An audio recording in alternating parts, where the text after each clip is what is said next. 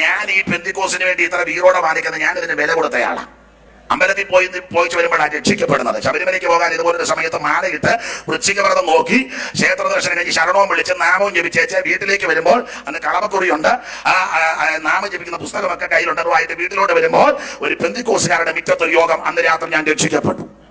Price the lord. അന്ന് എനിക്ക് 13 വയസ്സ് കഴിഞ്ഞ് 14 തികഞ്ഞിൽ അന്ന് രാത്രി യേശുവിനെ രക്ഷിതാവായി സ്വീകരിക്കാൻ ദൈവം ഭാഗ്യം നൽകി. അതിനുശേഷമായിട്ട് വീട്ടിൽ വലിയ പ്രശ്നങ്ങൾ ഉണ്ടായിട്ടുണ്ട്. എന്റെ പിതാവിന് കല്ലുഷാപ്പിലെ ജോലിയാ ദീർഘവർഷങ്ങൾ. അദ്ദേഹം ആ നിലയിലൊക്കെ നിൽക്കുന്ന വീട്ടുകാർ കമ്മ്യൂണിസ്റ്റുകാരാണ്, എന്റെ ഉപ്പാപ്പന്മാരും മറ്റു പ്രിയപ്പെട്ടവരൊക്കെ. അപ്പൊ ആ നിലയിലൊക്കെ ഒത്തിരി പ്രശ്നങ്ങൾ, വീട്ടിൽ നിന്ന് എതിർപ്പുകൾ ഉണ്ടായിട്ടുണ്ട്. ഒരിക്കലും നമ്മുടെ ഒരു യോഗത്തിന് പോയി ഞാൻ പാട്ട് പാടി പ്രാർത്ഥിച്ചുകൊണ്ട് എന്റെ പിതാവും പിതാവിന്റെ സഹോദരന്മാരും എല്ലാം കൂടെ ആ പ്രാർത്ഥനാ വീട്ടിൽ വന്ന് എന്നെ പിടിച്ച് വലിച്ചുകൊണ്ട് പോവുക. പെന്തിക്കോസിൽ പോയനാ. അപ്പൊ പിടിച്ച് അകത്ത് കയറി അവരെ പണ്ട് പറഞ്ഞേച്ചാൽ എന്നെ പിടിച്ച് വലിച്ചോണ്ട് പോകുമ്പോൾ ചോദിച്ചു പെന്തിക്കോസിൽ പോവോടാന്ന് ചോദിച്ചാൽ വരയ്ക്കുന്നത്. ഞാൻ പറഞ്ഞു പിടിവിട്ടാ പോകുമെന്ന് പറഞ്ഞു. പിടിവിട്ടാ പോകും. അല്ല നിന്റെ ഈ ഊളം പെന്തിക്കോസ് അല്ലിയത്. പിന്നെ ഇച്ചിരി ഭാഷയൊക്കെ അല്പം നമുക്ക് സ്റ്റാൻഡേർഡ് ഇല്ല. അപ്പൊ അത് സ്റ്റാൻഡേർഡ് ഇല്ലാത്ത നല്ലത്. സ്റ്റാൻഡേർഡ് കൂടിയാൽ പിന്നെ ഒന്നും മിണ്ടുകയല്ല. എല്ലാവരും സ്റ്റാൻഡേർഡുകാരാ. പിന്നെ ആർക്കും ഒന്നും മിണ്ടാൻ സ്റ്റാൻഡേർഡ് ആയിട്ടിരിക്കുകയല്ല. സ്റ്റാൻഡേർഡ് ആയാൽ കൈ അടിക്കുകയല്ല, സ്വതന്ത്രം പറയല്ല. പിന്നെ ഇടയ്ക്കിടയ്ക്ക് ഇങ്ങനെ തല വെട്ടിക്കും ജൗളിക്കട ബൊമ്മ ഇരിക്കും പോലെ. സ്റ്റാൻഡേർഡ് കൂടിയാൽ അങ്ങനെ നമുക്ക് യാതൊരു സ്റ്റാൻഡേർഡും ഇല്ല. സ്തോത്രം. ഇന്ന് രാത്രി എല്ലാവരും ദൈവത്തെ മഹത്വപ്പെടുത്തിക്കണം. ആരാധനയ്ക്ക് അയ്മേനിയില്ല, തിന്മേനിയില്ല, പണ്ഡിതനില്ല, പാമരനില്ല, സെൻട്രലില്ല, മേഖലയില്ല, കൗൺസിലില്ല, സെക്രട്ടറി ഇല്ല, ജനറൽ ഇല്ല, ഒന്നുമില്ല. ആരാധനയിൽ സകല എണ്ണവും ദൈവത്തെ ആരാധിക്കണം. Praise the lord. ദൈവാരാധനയ്ക്ക് യോഗ്യന, അവൻ സ്തുതികൾക്ക് മഹത്വത്തിന് യോഗ്യന. ഇന്ന് രാത്രി ദൈവത്തിന് മഹത്വം കൊടുക്ക്. തന്റെ മഹത്വം ദൈവമാർക്കും വിട്ടുകൊടുക്കത്തില്ല. മഹത്വത്തെ കവർന്നെടുക്കുന്നവനെ ദൈവം അടിക്കും.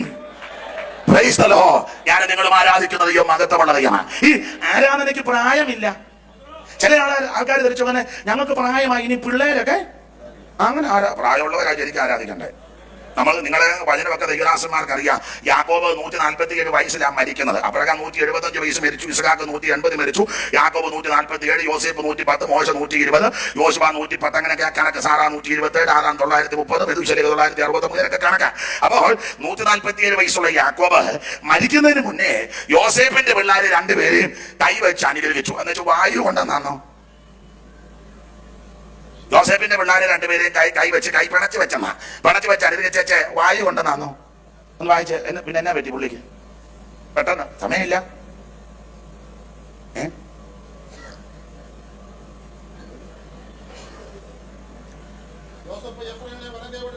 ഉൽപ്പത്തി പുസ്തകം തപ്പി ഊപ്പാട് വന്നാൻ കാണുകയല്ല. കേസ് വേറെയാ. എബ്രായ ലേഖനം 11-ാം അധ്യായത്തിന്റെ 21-ാം വാക്യം എടുക്കണം. യഹോവയുടെ പുസ്തകത്തിൽ വായിച്ച് അന്വേഷിക്കാനാ എവിടെയെങ്കിലും കാണും. അതിവിടെ ഉണ്ട്. എബ്രായർ 11-ാം അധ്യായത്തിന്റെ 21 മുതൽ ആയിരേ. വിശ്വാസത്താൽ യാക്കോബ് മരണകാലത്തിങ്കൽ യോസേഫിന്റെ മക്കളെ ഇരുവരെയും അനുഗ്രഹിക്കുകയും തന്റെ വടിയുടെ അറ്റത്ത് ദൈവത്തെ നമസ്കരിക്കുകയും ചെയ്തു. യോസേഫിന്റെ പിള്ളേരെ രണ്ടുപേരെ അനുഗ്രഹിച്ചു. വായു കൊണ്ടെന്നല്ല, ഊർത്തശ്വാസം വലിച്ചെന്നല്ല, ദൈവത്തെ ആരാധിച്ചെന്നാ.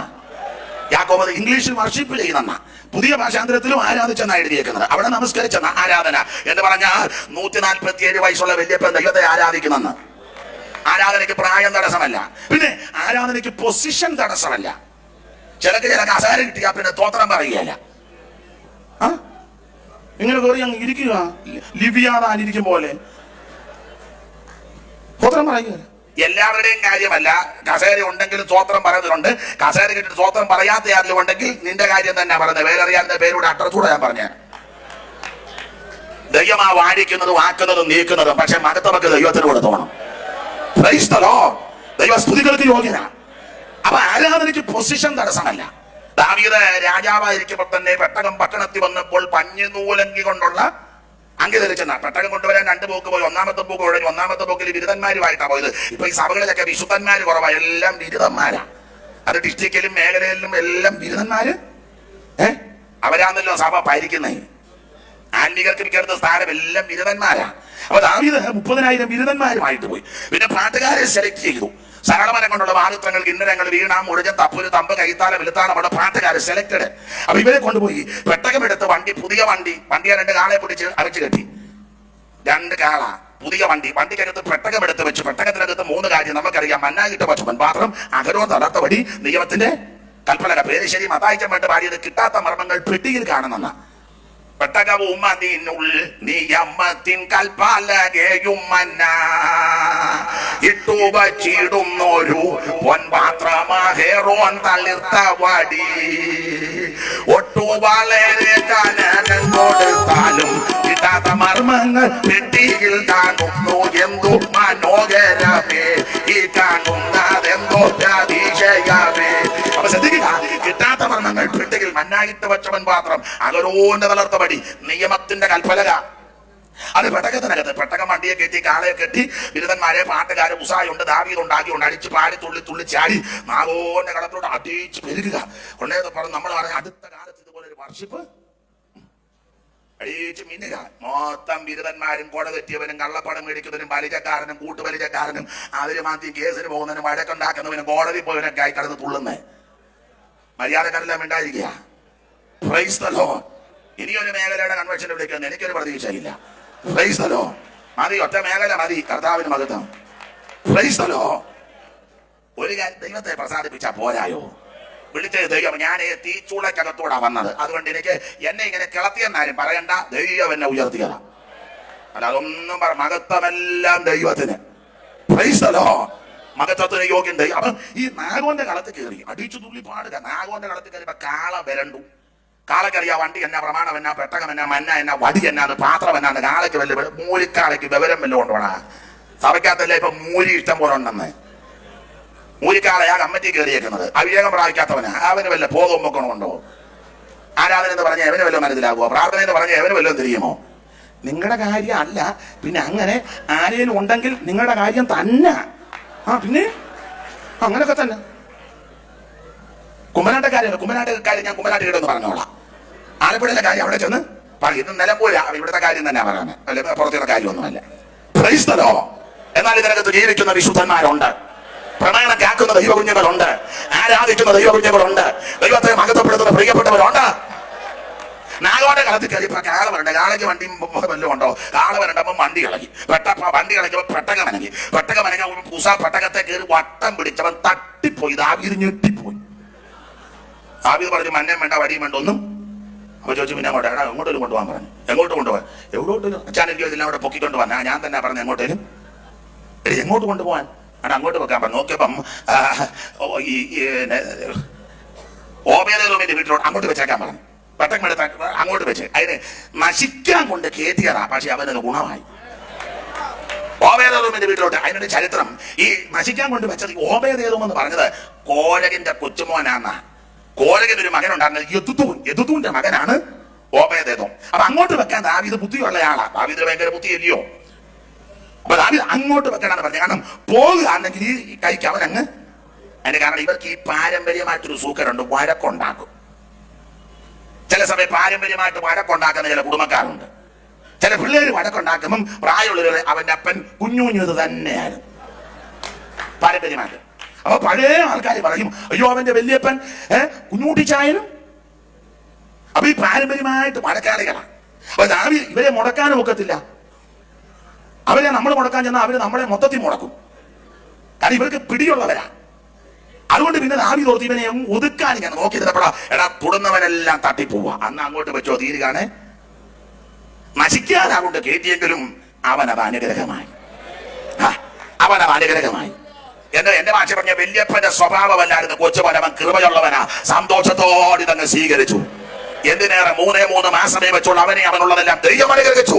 ഇതെടുക്കേണ്ടതുപോലെ എടുത്താൽ, ചുമക്കേണ്ടതുപോലെ ചുമന്നാൽ, കൊണ്ടുപോകേണ്ടതുപോലെ കൊണ്ടുപോയാൽ നിന്നെ സന്തതിയും ദൈവം അനുഗ്രഹിക്കും. ഇതെടുത്തവർക്ക് ദോഷം വന്നിട്ടില്ല. ഇത് ചുമന്നവർക്കാർക്ക് ഒരു കുഴപ്പവും വന്നിട്ടില്ല. ഇപ്പോഴേ പാസ്റ്റർമാര് ചിലരെ സ്റ്റേജേ വരുമ്പം ബൈബിള് കൊണ്ടുവരികയല്ല. ഇതാണല്ലോ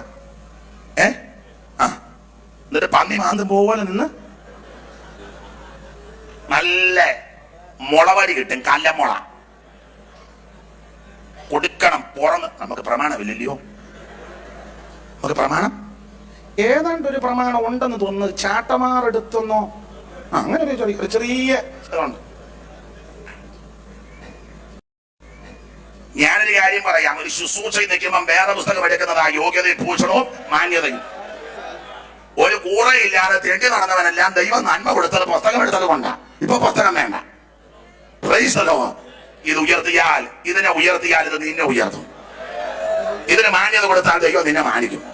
വേദഗ്രന്ഥത്തിലെ ദിവ്യവചനങ്ങൾ മാധുര്യമേറിടുന്നതിനേക്കാൾ പാതയ്ക്കു ദീപവും ആത്മാവിൻ വള്ളതും പാറയെ പൊട്ടിക്കും ചുറ്റികയും പാരിലിതുപോലും മറ്റൊരു ഗ്രന്ഥവും പാരായണം ചെയ്തിട്ടില്ല ന്യൂനം.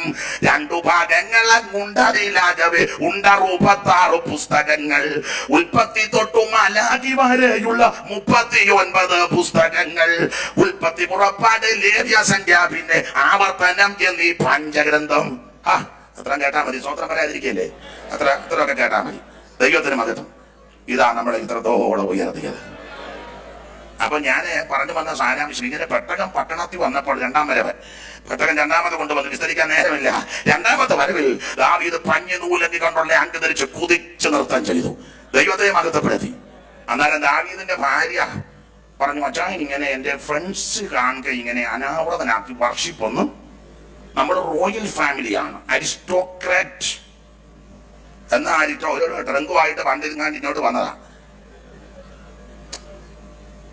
കാര്യം പറയുന്നത്, ഒരു നല്ല ചപ്പല് പോലും ഇപ്പോഴല്ലോ നിന്റെ അരിസ്റ്റോക്രാറ്റ്സ് ഗോത്രം.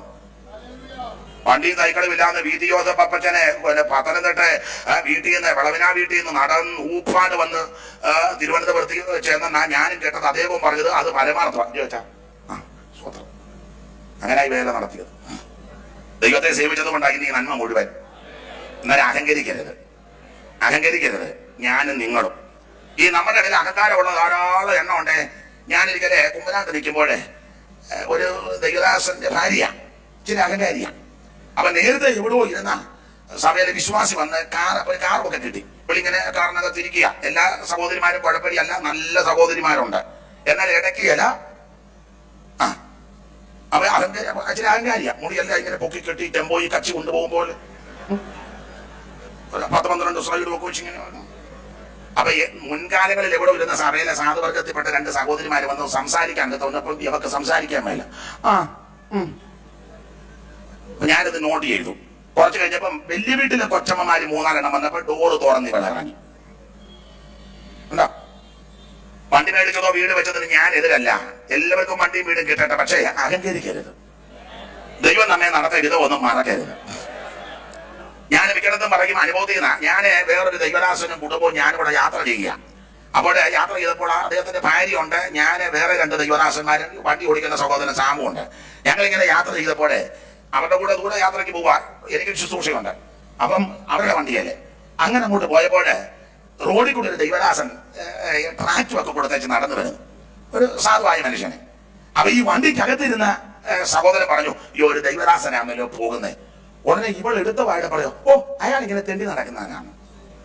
ആ ഭാഷ പാടില്ലായിരുന്നു. അഹങ്കാരത്തിന്റെ കൂടുതലാ. എനിക്ക് ഇങ്ങനെയൊക്കെ കേട്ട് കഴിഞ്ഞാൽ എനിക്ക് സൂക്കേടുണ്ടാകും. എന്റെ സൂക്കേട് കൊണ്ടാ പല വഴികളും അടഞ്ഞത്, അത് വേറൊരു വിഷയം. എന്നാലും എനിക്ക് സൂക്കേടുണ്ട്. ഇവിടെ പറയാ ഇങ്ങനെ തെണ്ടി കിടക്കാം. ഞാൻ പറഞ്ഞു, സാമയ വണ്ടി നിർത്തലാ വണ്ടി നിർത്തി. ഞാൻ പറഞ്ഞു, അയാളും തെണ്ടി നമ്മളും തെണ്ടി. അയാൾ റോഡിൽ നിന്ന് തെണ്ടുന്നു, നമ്മൾ കാറിൽ പോയി തെണ്ടുന്നു. അയാള് മുണ്ടെടുത്തോണ്ട് തെണ്ടുന്നു, നമ്മൾ പാൻഡിട്ടോണ്ട് പോയി തെണ്ടുന്നു. അയാൾ കേരളത്തിൽ തെണ്ടുന്നു, നമ്മൾ അമേരിക്കയിൽ ഗൾഫിൽ പോയി തെണ്ടുന്നു. അയാൾ തെണ്ടി 50 രൂപ മേടിക്കുന്നു, നമ്മൾ തെണ്ടി 50 ലക്ഷം മേടിക്കുന്നു. അയാൾ സ്റ്റാൻഡേർഡ് കുറഞ്ഞ തെണ്ടി, നമ്മൾ സ്റ്റാൻഡേർഡ് ഉള്ള തെണ്ടി. അയാൾ സൈക്കിളിൽ പോയി തെണ്ടുന്നു, നമ്മൾ വിമാനത്തിൽ പോയി തെണ്ടുന്നു. അയാളുടെ ഭാര്യ തെണ്ടിയുടെ ഭാര്യ, നമ്മുടെ ഭാര്യ തെണ്ടിയുടെ ഭാര്യ. എല്ലാവരും തെണ്ടി, മൊത്തം തെണ്ടി. പണ്ട് വിടറാന്ന് പറഞ്ഞു. അവിടെ സൂക്കേട് അന്ന് തീർന്നു. നിങ്ങളിപ്പോ പറയുക, അയ്യോ യാതൊരു വിവരമില്ലാത്തവൻ ഞാനല്ലോ നമ്മുടെ മഹായോഗത്തിനൊടുവിൽ ഇന്ന് ഞാൻ തന്നെ ഇവിടെ വരേണ്ടത്. വേറെ ആര് വന്നാൽ ഏകയല്ല. ദൈവം എന്നെ കൊണ്ടുവന്നതാണെന്ന് എനിക്ക് നല്ല ഉറപ്പുണ്ട്. സ്തോത്രം. ദൈവം എന്റെ മേൽ പ്രത്യേക അഭിഷേകം തന്നിരിക്കുന്നതാണ്. Price the Lord. അവൻ ആരുടെ മുഖം നോക്കത്തില്ല. കർത്താവിന്റെ മുഖത്ത് ആരുടെ ഒപ്പീസും എനിക്ക് വേണ്ട. എനിക്ക് ചൈന പ്രദക്ഷിണം നടത്താൻ ഓച്ചാനിച്ച് നിൽക്കാനൊന്നും നേരമില്ല. അവൻ പെട്ടെന്ന് വേല തീർച്ച എനിക്ക് ഇപ്പം ഇങ്ങോട്ട് അങ്ങ് പോകണം, അത്യ ആഗ്രഹമുള്ളു. അതുകൊണ്ട് എട്ടം വരെ നോക്കുന്നില്ല, നേരെ നെടുകി അങ്ങ് പോകുക. കർത്താവിന്റെ മുഖത്ത് ഇവിടെ ആരുടെ അഭിപ്രായം വേണ്ട, നന്നൊന്നും പറയേണ്ട, മോശം ഒന്നും കേൾക്കാൻ എനിക്ക് നേരമില്ല. എന്നെ ഏൽപ്പിച്ച കാര്യം പറയുക, വീട്ടിൽ പോവുക. സ്തോത്രം. അഹങ്കരിക്കരുത്. ദൈവം നമ്മളെ ഇത്രത്തോളം കൊണ്ടുവന്നു. ആരാധനയ്ക്ക് പൊസിഷൻ തടസ്സമല്ല. ദാവീദ് കുതിച്ചു നൃത്തം ചെയ്തപ്പോൾ മീകളെ നിന്ദിച്ചു. അവൻ നീങ്ങനെ സ്റ്റാൻഡേർഡ് ഇല്ലാത്ത പക്ഷി പ്രാവ് പറഞ്ഞിട്ട് നിന്നെ കെട്ടുന്നതിന് മുന്നേ ഞാൻ വനാന്തര ഭാഗത്ത് പുൽപ്പുറത്തായിരുന്നു, എന്റെ ദൈവം എന്നെ കൊണ്ടുവന്നതാ, എന്റെ ദൈവം എന്നെ ഇത്രത്തോളം ഉയർത്തി. ദൈവം ചെയ്ത നന്മകൾ ഓർത്ത് ദൈവത്തിന് സ്തോത്രം ചെയ്യുക. യാതൊരു യോഗ്യതയും അർഹതയില്ലാതെന്ന സ്ഥാനത്ത് ദൈവം നമ്മെ ഇത്രത്തോളം കൊണ്ടുവന്നു.